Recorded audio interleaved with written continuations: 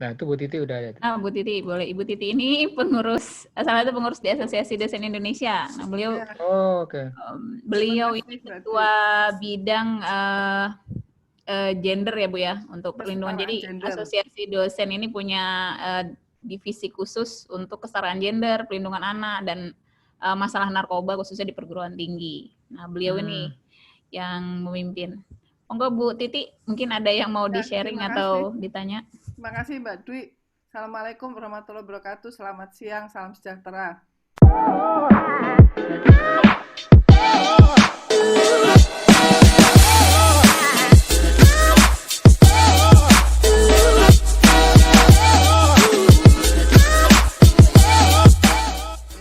Untuk Bapak Ibu semuanya, saya sangat terinspirasi dan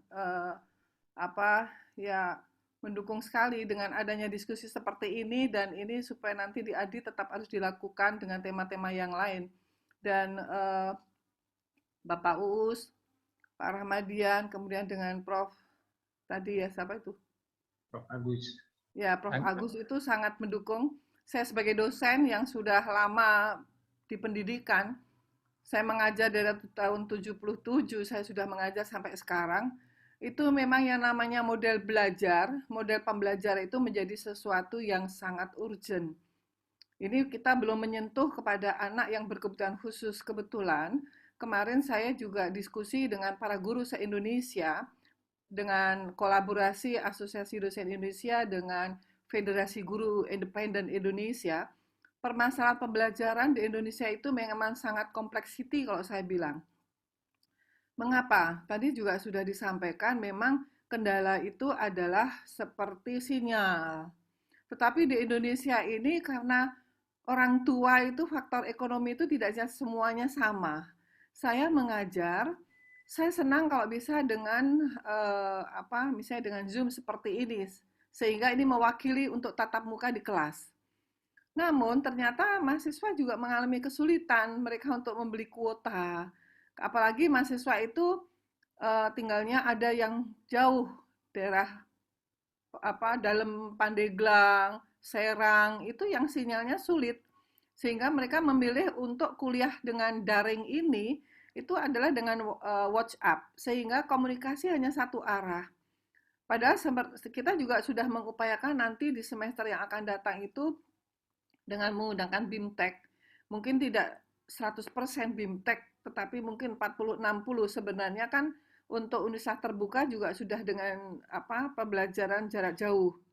Nah, ini yang kendala-kendala seperti ini, itu yang menjadi pemikiran untuk bisa melaksanakan istilahnya dengan IT, dengan elektronik, dengan kecanggihan-kecanggihan. Dan ini dengan adanya pandemi ini juga memberikan suatu hikmah, karena mau nggak mau saya yang katakanlah yang produk lama harus mengupdate keterampilan saya, skill saya, bagaimana saya bisa mengikuti beberapa kegiatan-kegiatan yang menggunakan elektronik. Misalnya saya nanti malam kan ada mau live untuk melalui Instagram.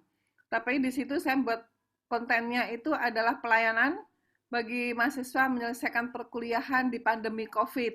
Jadi Instagram nanti dalam waktu 1 jam itu saya live situ, dan saya mengajak pasangan saya adalah mahasiswa yang masih kuliah seperti itu. Ini juga salah satu upaya untuk memberikan layanan pendidikan. Mengapa?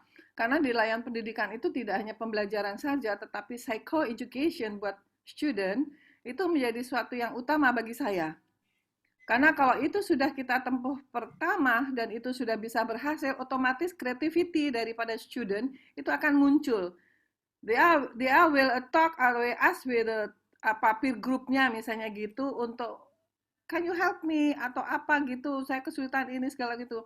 Tadi juga saya minta ke Mbak Dwi, kenapa saya ingin join dan saya pantengin terus, karena saya ingin tahu juga, saya ingin mengupdate diri saya, bagaimana menggunakan elektronik. Dengan adanya TikTok ini kan suatu activity di dalam mengajar di new normal. Karena apa? New normal bagi saya sebenarnya tidak ada, tetapi perubahan kebiasaan dengan hidup sehat, perubahan kebiasaan untuk mengupdate diri kita dalam mengajar pada mahasiswa-mahasiswa, kepada student, itu yang harus kita lakukan. Jadi new normal yang seperti apa, tetapi ya perubahan kita ini bagaimana mengkondisikan siswa, mengkondisikan mahasiswa untuk mereka lebih aktif.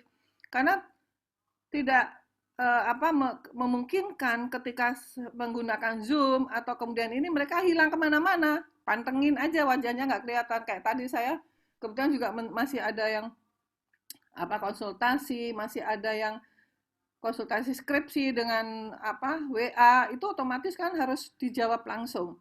Tetapi masih ada juga yang menunda-nunda jawaban-jawaban dosen itu, sehingga mahasiswa menjadi stres, menjadi kecewa, karena sudah 2 bulan, 3 bulan nggak dibales-bales, apalagi akan menggunakan yang elektronik ini. Nah, inilah kendala-kendala, dan mungkin barangkali ada suatu solusi lah gitu. Memang beda ya Amerika dengan di Indonesia, fasilitas yang sudah ada itu beda sekali.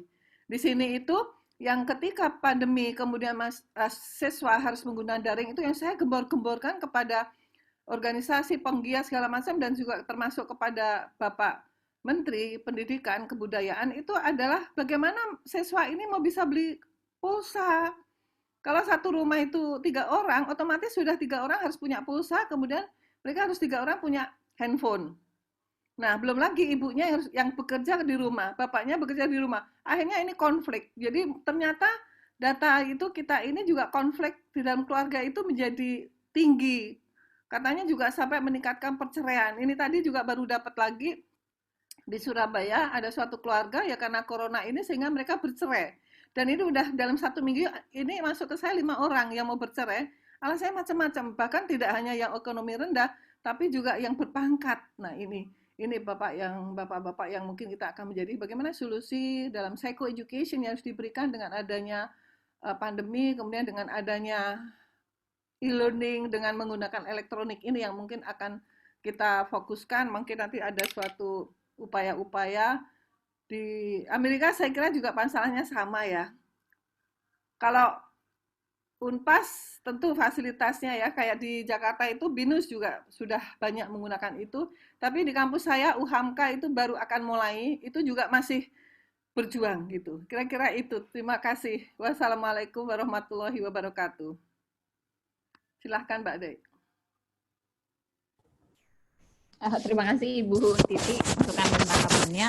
Kita lanjut untuk di sini sudah saya nge-add Bu Najmatul Faiza jika berkenan untuk ngomong, sama Bu Hesti ya Bu tadi ngasih tanda hand. Mungkin ada yang mau ditanyakan Bu Hesti atau Ibu Faiza dulu? Oke, Ibu. Ya, terima kasih. Selamat siang. Assalamualaikum warahmatullahi wabarakatuh. Saya hanya mau share apa yang disampaikan dari Universitas Pasundan itu masih materi offline dengan 16 kali pertemuan. Saya dari Institut Ilmu Al-Quran Jakarta. Kami juga punya e-learning, punya itu tapi tentu tidak secanggih yang dilakukan oleh Amerika. Pada waktu ujian itu sampai 3 kali ujian ya untuk mengisi jawaban kuis karena loginnya susah, koneksi dan sebagainya. Itu problem yang tadi berulang-ulang sudah disebut. Saya mengalami itu. Tapi untuk semester yang akan datang kami sudah mencanangkan materi-materi kuliah yang bisa heterogik, artinya dia mandiri, itu tidak lagi kita online-kan seperti kita offline dengan 16 kali pertemuan. Misalnya materi-materi yang mereka sudah belajar terus berulang-ulang, yang terus ada kewajiban-kewajiban di tingkat perguruan tinggi, maka itu kita akan berikan tugas. Tetap ada pertemuan sekali untuk pengarahan, lalu pertemuan kedua dan ketiga. Mungkin cukup seperti itu. Karena kalau terus-terusan seperti kita offline 16 kali pertemuan, ya bukan online lagi ceritanya. Jadi tentu materinya berbeda. Mungkin itu yang harus kita berikan pengertian kepada para dosen bahwa ini berbeda. Jadi materi harus diberikan sebelumnya lebih dulu. Jadi kalau waktu awal-awal Zoom itu 40 menit yang free.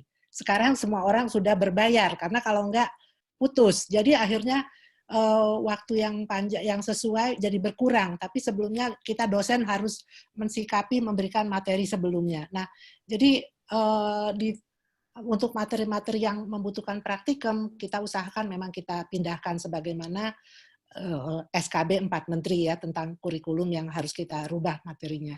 Jadi saya pikir semuanya punya problem yang sama, tapi tentu saja kita tidak bisa the show must be go on walaupun kita teriak-teriak pandemi, walaupun kita teriak-teriak keadaan seperti ini. Nah, skripsi juga sama. Jadi memang merubah mindset dari dosen karena mereka juga bilang begini, offline tatap muka aja mahasiswa belum paham. Bagaimana mesti online? Ini berkali-kali gitu loh ya. Jadi ini problem walaupun kita sudah punya e-learning, kewajiban dari BAN-PT itu harus ada materi e-learning dan sebagainya itu akhirnya mau tidak mau sekarang ya memang harus kita lakukan semuanya secara e-learning.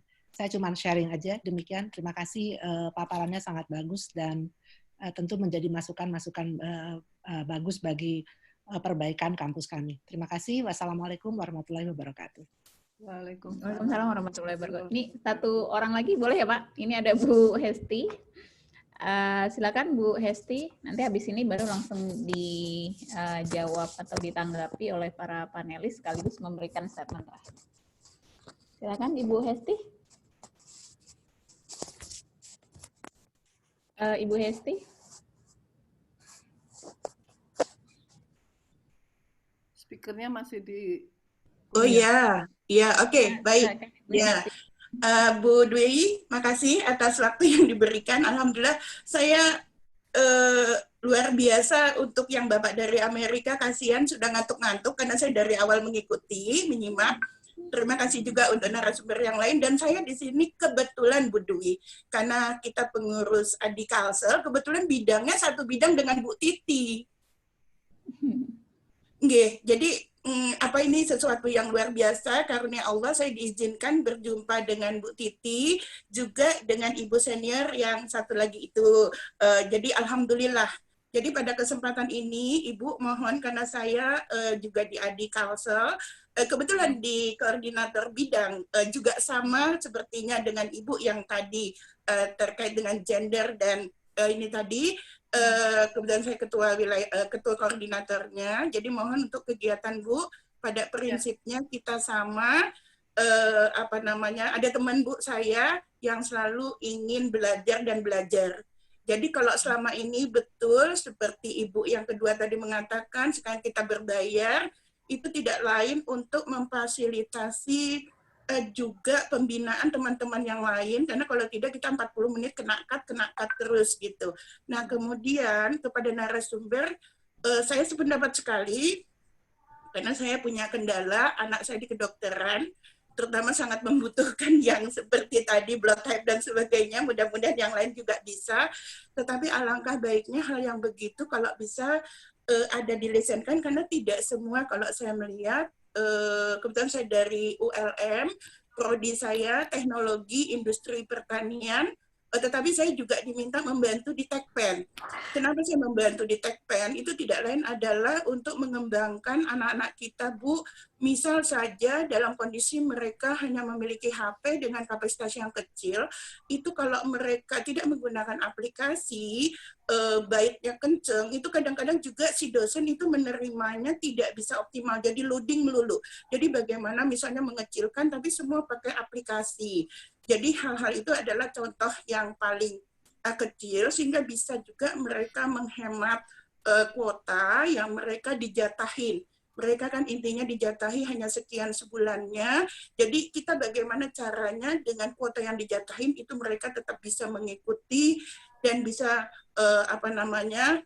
dengan baik memantau apa perkembangan kemajuan dari IT pada masa pandemi sehingga tidak ketinggalan. Demikian juga bagaimana teknik membantu kejaringan ke wilayah mereka yang tidak ada stasiun pengendali. Ini juga bagian yang cukup inian. Jadi kalau pada kesempatan ini diizinkan saya mendapat berbagi bisa masuk ke Zoom ini, alhamdulillah, mudah-mudahan pada kesempatan berikutnya kami tetap juga diizinkan, sehingga yang saat ini memang Pak jangan takut, tadi Bapak dari Unpas, kita sama pada dasarnya, kita sama-sama ingin belajar, mudah-mudahan Pak Uus, kemudian Bapak kita yang dari Amerika, Pak Agus, itu segera-segera untuk selalu memberikan yang ini, plus mungkin entah bagaimana sistem yang dikendalikan untuk ilegal, untuk dibagi, misalnya dengan share, maaf, fee atau apa, kalau tadi kan saya lihat dari Mikro segala macam itu